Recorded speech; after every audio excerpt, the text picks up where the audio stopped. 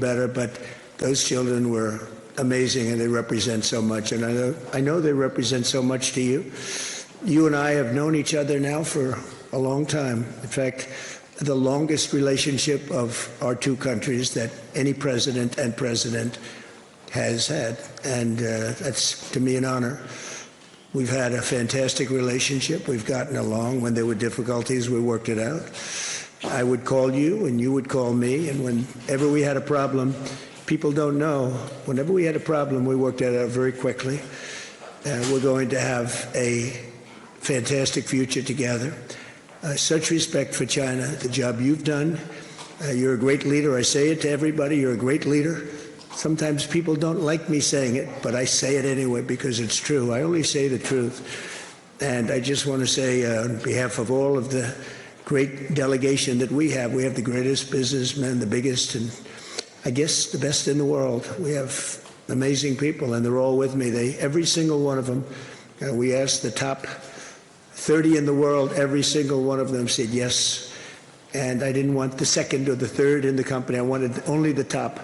And they're here today to pay respects to you and to China. And they look forward to trade and doing business, and it's going to be totally reciprocal on our behalf.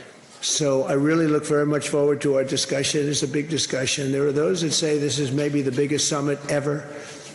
They can never remember anything like it. I can say in the United States, people aren't talking about anything else. But it's an honor to be with you. It's an honor to be your friend.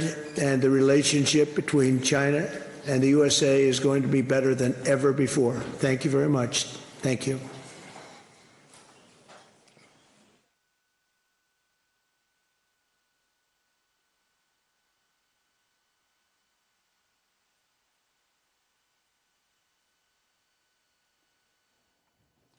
Well, the two leaders who walked the red carpet exchanged greetings before heading inside the Great Hall of the People to begin with their bilateral talks. And he's the first U.S. leader to visit China in nearly a decade. And Trump and Xi, who are expected to discuss trade, the Iran war, Taiwan, and other issues that complicate the U.S.-China relations. Well, let's connect with Mayank on this. Shinjar will also be shortly joining us here on the broadcast. Well, Mayank, good morning. This is coming in from President Trump, highlighting that the great relations he shared with China, yes, he is admitting that there has been ups and downs, but the relationship, in a way, both sides, both world powers and both on the different side, of the room, always that we have seen, barely sometimes that we look at them on the same page. But this is a big development that is now taking place with the very presence of President Trump after 9 years in China.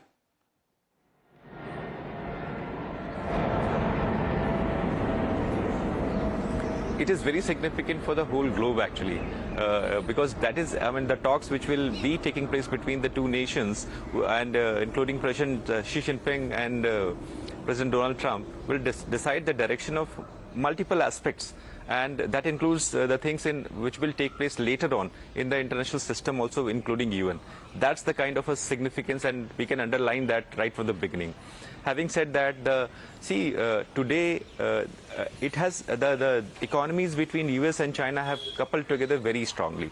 So having said that, it becomes important for US and China to come to lots of manageable aspects, and that includes international issues which in West Asia, Middle East, which is there, Iran in specific, actually. And announcements have already made between the two nations that there will be talks, and long talk.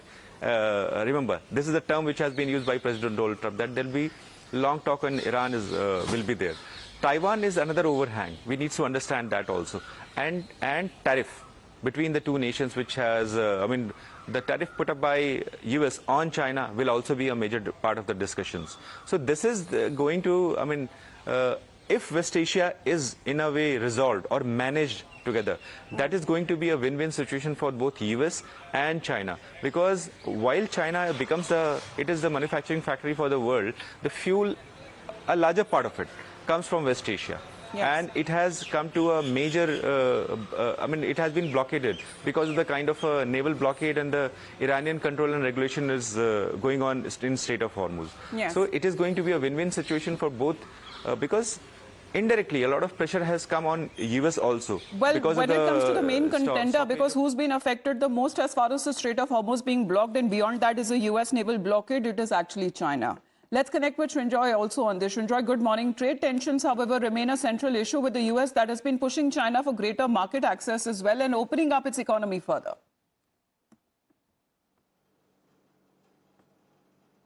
Yes, when you consider who is going with Donald Trump, among the people who are with Trump are Elon Musk and Tim Cook. Now that very clearly shows that much of the conversation will be on economic issues. But that said, it must be remembered that America pivoted towards the Far East. And they pivoted towards the Far East because of China's growing strength, military strength. And the military strength directly affects three major allies of America: Japan, South Korea, Philippines. There is also the Taiwan question, because it's still not clear whether America will come to Taiwan's rescue and in what form if China attacks Taiwan. Now, China has always said that Taiwan is part of China. And this is something India also accepts. But the point is that they have grown in two different ways since 1949. And China has always maintained that Taiwan is part of China. Now, China, there are fears, could attack Taiwan sometime in the future. The question is, will America come to Taiwan's rescue? That's an issue that's always there. There is also the issue, more recent, of Taiwanese buying weapons from America. Yes. Fighter planes to begin with, and lots of other weapons. Now, these are things that have to be kept in mind. So both of the leaders will have a lot of surely face time, you know, as far as these bilaterals are concerned, lots at stake. Several of the issues that Srinjoy has been highlighting, that's going to be taken up. And of course, when it comes to the body language, very different, very stark from the two leaders, because it's being said that President Trump expected a big fat hug from the Chinese president. Well, that hasn't happened so far. But, you know, when it comes to the red carpet that has been rolled out for President Trump, this seems to be the kind of welcome that he has received when he touched down Beijing. Let's, in the meantime, listen in once again to what he said. Well, President Xi, I want to thank you very much. First of all, that was an honor like few have ever seen before. And I think I was particularly impressed by those children. They were happy. They were beautiful. The military is obvious. It couldn't be better, but those children were amazing, and they represent so much. And I know they represent so much to you. You and I have known each other now for a long time. In fact, the longest relationship of our two countries that any president and president has had. And that's, to me, an honor. We've had a fantastic relationship. We've gotten along. When there were difficulties, we worked it out. I would call you, and you would call me. And whenever we had a problem, people don't know, whenever we had a problem, we worked that out very quickly. We're going to have a fantastic future together. Such respect for China, the job you've done. You're a great leader. I say it to everybody. You're a great leader. Sometimes people don't like me saying it, but I say it anyway because it's true. I only say the truth. And I just want to say on behalf of all of the great delegation that we have the greatest businessmen, the biggest, and I guess the best in the world. We have amazing people, and they're all with me. Every single one of them, we asked the top 30 in the world, every single one of them said yes. And I didn't want the second or the third in the company. I wanted only the top. And they're here today to pay respects to you and to China. And they look forward to trade and doing business. And it's going to be totally reciprocal on our behalf. So I really look very much forward to our discussion. It's a big discussion. There are those that say this is maybe the biggest summit ever. They can never remember anything like it. I can say in the United States, people aren't talking about anything else. But it's an honor to be with you. It's an honor to be your friend. And the relationship between China and the USA is going to be better than ever before. Thank you very much. Thank you. I believe that President Xi has also been responding to what President Trump has been saying. And of course, Mayank, because while President Trump has been insisting that he does not need China's help, however, he's invoked China before when it comes to reopening of the Strait of Hormuz. And Beijing is seen, having significant influence over Tehran. And that remains deeply invested, in the region. When we talk about the biggest buyer, estimated 90% of Iran's oil exports. And interestingly, the Iranian foreign minister is in India.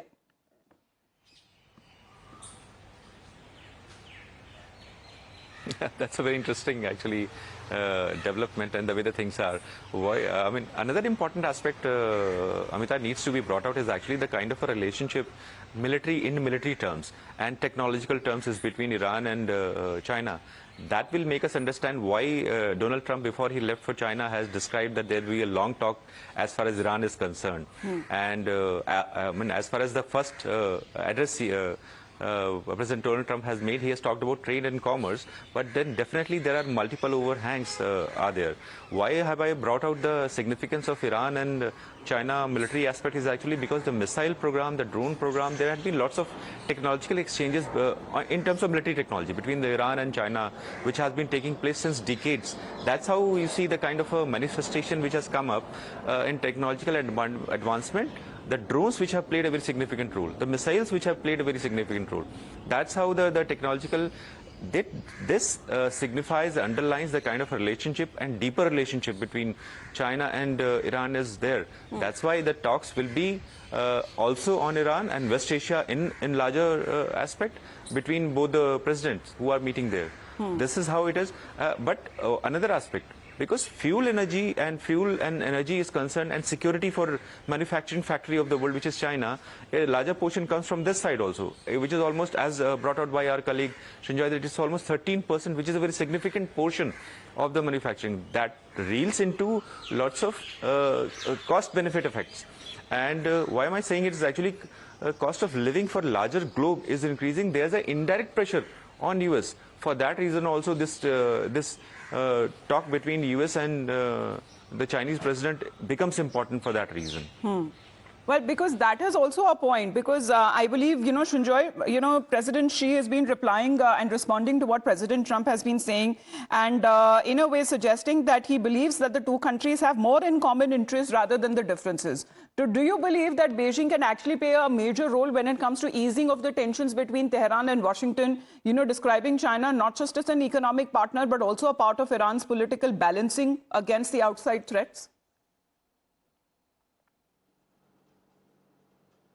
Yes. Yesterday, the Deputy Foreign Minister of Iran spoke with people, and he was asked about the influence of China on the war. And he mentioned that he expected China to make the right noises, to make the right statements, and try and persuade America that this war really doesn't lead anywhere. So the Iranians, also in India, expect some kind of positive outcome from the talks between Xi Jinping and Donald Trump. But there are too many things that have to be discussed between these two leaders. The world's largest economy, the world's second largest economy. And apart from issues that relate to oil, that relate to tariffs, also have problems. Their two sides have problems vis-a-vis China's aggression, particularly with the Philippines, but also with Japan and South Korea. Yes. There should not be insecurity in East Asia and Southeast Asia, is what America will tell China. But China will say that, look, what we are doing is in our national interests. This is our territory, our area, and so on. So how this will turn out, we don't know. But very clearly, both sides will make very important points. Well, that seems to be the case because this is like literally, the conflicting parties are in the neighborhood. So when we talk about Iran, when we talk about, when it comes to certain secret meetings that seems to be happening in the Middle East as well, Prime Minister's also foreign visit that is expected to begin. And, Mayank, when this conflict, that triggered a global oil crisis, it had earlier forced President Trump to postpone his trip originally that was planned in March. And since then, more than 2 months into the war, President Trump is yet to secure a lasting peace deal. And do you believe now Washington is, considering renewed military action despite this fragile ceasefire? And has China now quietly emerged as a potential mediator?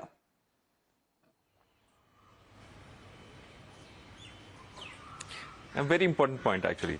China will have a very important role as far as things is concerned. And we need not forget also Russia in this case, because when sanctions, when resolution was moved in United Nations, these two countries were the one which is stopped or vetoed against whatever was brought in against Iran.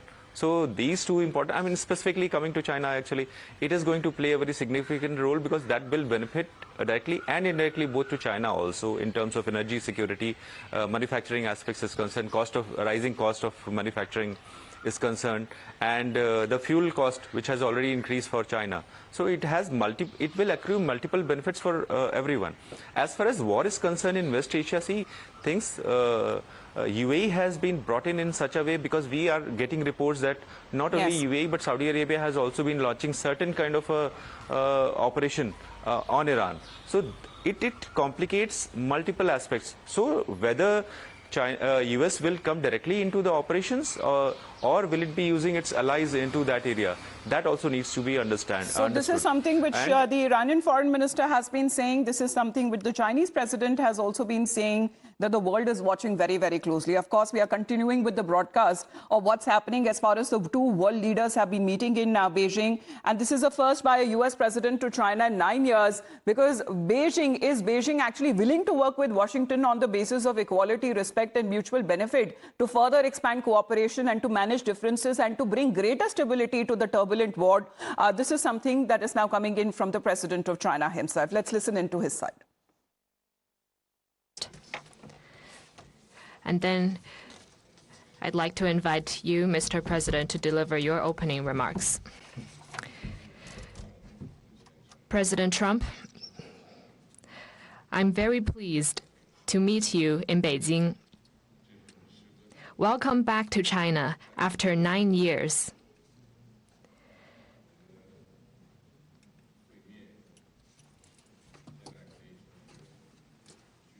The whole world is watching our meeting. Currently, transformation not seen in a century is accelerating across the globe, and the international situation is fluid and turbulent. The world has come to a new crossroads.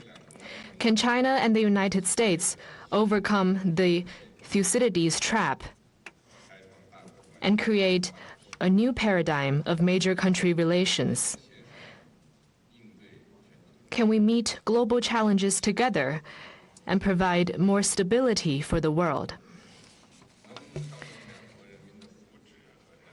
Can we, in the interests of the well-being of our two peoples and the future of humanity, build a brighter future together for our bilateral relations? These are the questions vital to history, to the world, and to the people. They are the questions of our times that you and I need to answer as leaders of major countries. This year is the 250th anniversary of American independence. Congratulations to you and to the American people. I always believe that our two countries have more common interests than differences.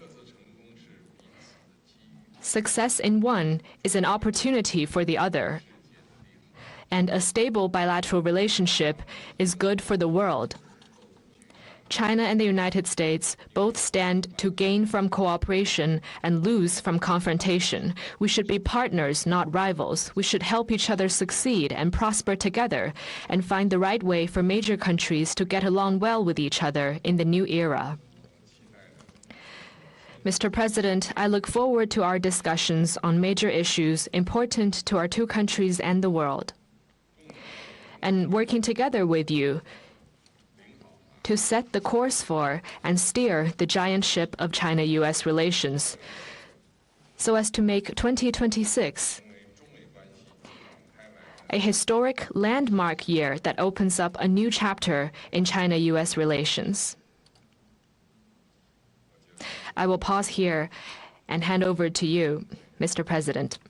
Say a few words first, and then I'd like to invite you, Mr. President, to deliver your opening remarks. President Trump, I'm very pleased to meet you in Beijing. Welcome back to China after 9 years.